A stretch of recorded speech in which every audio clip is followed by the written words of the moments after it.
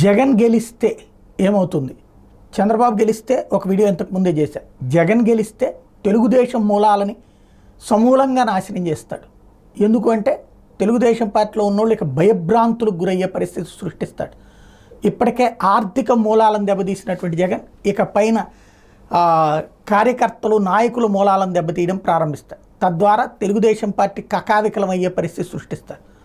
రెండో పక్కన సంక్షేమానికి ప్రాధాన్యం ఇక తగ్గకుండా కొనసాగించుకొస్తారు.